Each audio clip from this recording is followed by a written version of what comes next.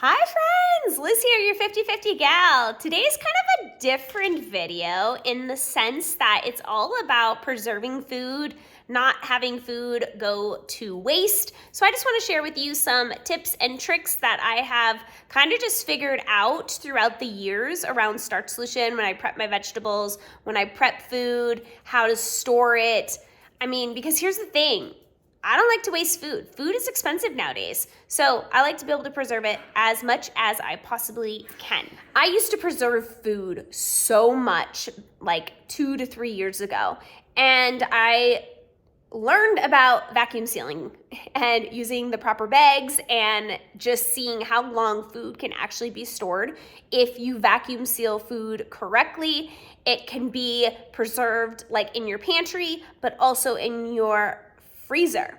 And so I love to use my vacuum sealers. So Out of Air, they sent these amazing bags and the quality is just so great. So I want to share with you today how I like to be able to vacuum seal, whether it be flatbreads that I make that are oil-free, so that I don't have to constantly make it. I can freeze it and then vacuum seal it and just have it ready. And the crazy part about vacuum sealing is you don't get freezer burn on your food in the freezer. So that's really important to me because I do not like the taste of freezer burn. I don't like the smell of it. I just no, and more no. So come along and I'm going to share with you some things that I vacuum seal specifically in my kitchen so that I can eat it later and it doesn't go to waste.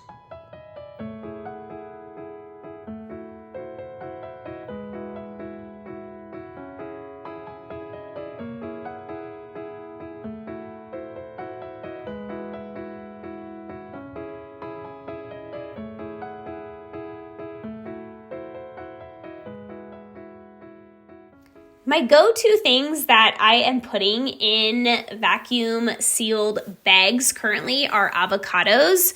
Just when they are at the perfect ripeness, I like to mash them up, put them in this little handheld thing that I make these little balls with. Then I freeze that. Then I vacuum seal it. So that is something to keep in mind. If you are freezing stuff and it hasn't been frozen before, you want to pre-freeze it on like a little rack until it's frozen and then you vacuum seal it. That is the trick.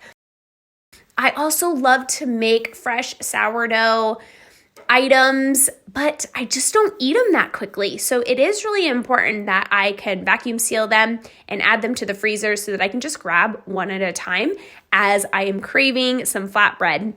Same goes for tortillas or lavash bread. I just don't consume a lot of that food, but I like to have it on hand for when I do want it. And I'm telling you, vacuum sealing is where it's at. It's also important when you're buying those fresh vegetables and fruit that you store them correctly. So this is a great setup because you can pull the bag through here and then you have the cutter. So you can pick your actual sizes here. So I'm going to do this. And the cutter is very smooth. So what you would do is you would vacuum seal this side and then seal it. Then you would put your item in this side and then seal it. Vacuum seal it. Amazing. And sometimes you just already have pre-made, already cut bags, which are great as well. So a lot of different options. So I just have my vacuum sealer and I've had it for so many years and it works so good. So I'm excited to use Out of Air bags. A cute name too.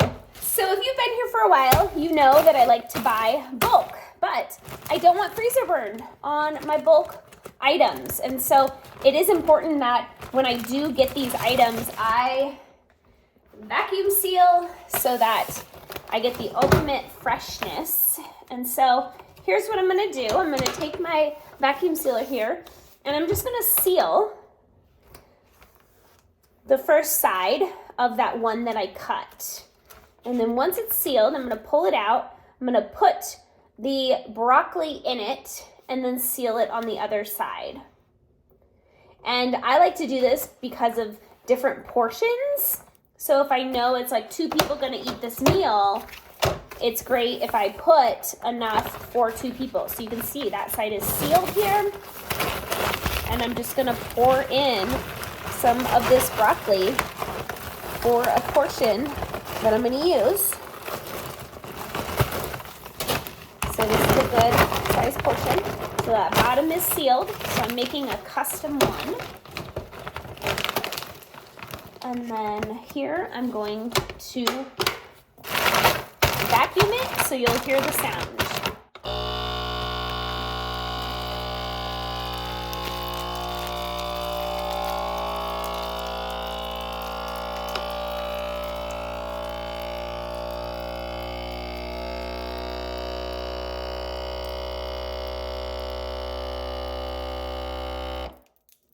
So the vacuum part is completed and now it's sealing it. And I also like this because it's nice and flat, so I can stack it in the freezer really, really well. And it's done. So this can last so long in your freezer, like literally 1 to 2 years once you seal it.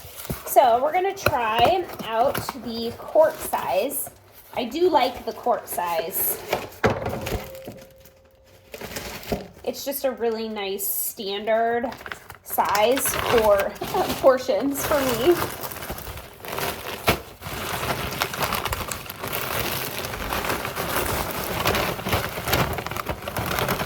I'm making a broccoli mess, that's okay.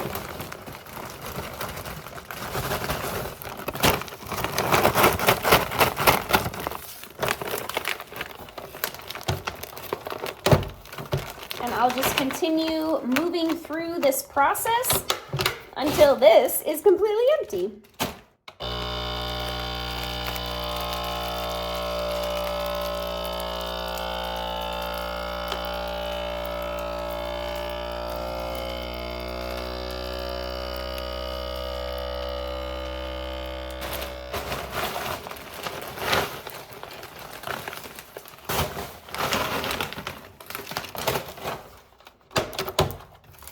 The cool part about the pre-made bags is there's actually a tear right here. You can tear it and then you could reseal it so you could reuse it. So there's different benefits of doing your own versus buying it. So like in this case, I'm gonna use less in here just for like a 1-person meal. And I like to kind of flatten it.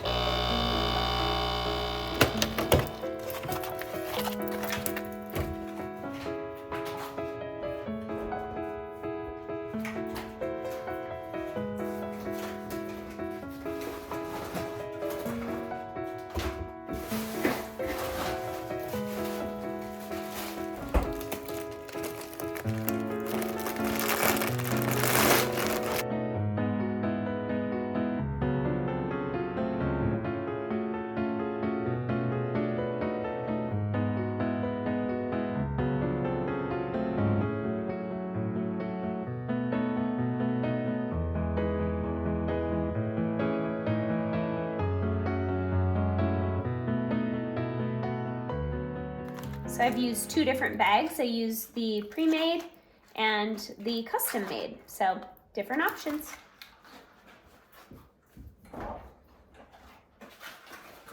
So you can clearly see that I like to vacuum seal. So these are my flatbreads that I make homemade. I have some avocados here. I have veg, and I love doing my tortillas and my lavash. I go through hash browns so quick. I don't do the hash browns, but I do the bulk veg, and then the veg back there, I don't feel like I really need to because I will eat it up pretty quick. So my number 1 is I always vacuum seal my frozen stuff, and I also do like my flowers. If I were to buy like bulk flowers, and I put like a little oxygen absorber in there, and so that goes really well. So I'll show you that as well. So inside my pantry area, I have these tubs, and these tubs allow me to also vacuum seal. So this is flour when I make sourdough bread. I don't make a ton of it, so I don't want it to go bad. So I put it in vacuum sealed bags and it lasts a really long time. And another tip here, I also will put stuff in mason jars and actually seal them with the vacuum sealer, take all of the air out, and then it lasts really long in mason jars too. My biggest recommendation is if you are buying bulk, finding ways to preserve is going to be key. And so these bags allow you to do just that. I want to talk to you about preserving your veggies a little bit longer. I do this with a lot of my lettuce. So inside of here, I just put a cloth. It helps collect the moisture, and then I put it in my glass containers, which you know I love, but I just add this cloth and it just allows everything to stay pretty fresh for a longer period of time. I recently got hooked on these bags. These are so amazing. Made in the US, so if you know that, you know I love US products. And so I just put in different kind of, like, I love storing my potatoes in these bags. I just feel like they last a lot longer. So these bags actually allow produce to last a lot longer in the fridge. So I have these all bundled up here in my fridge.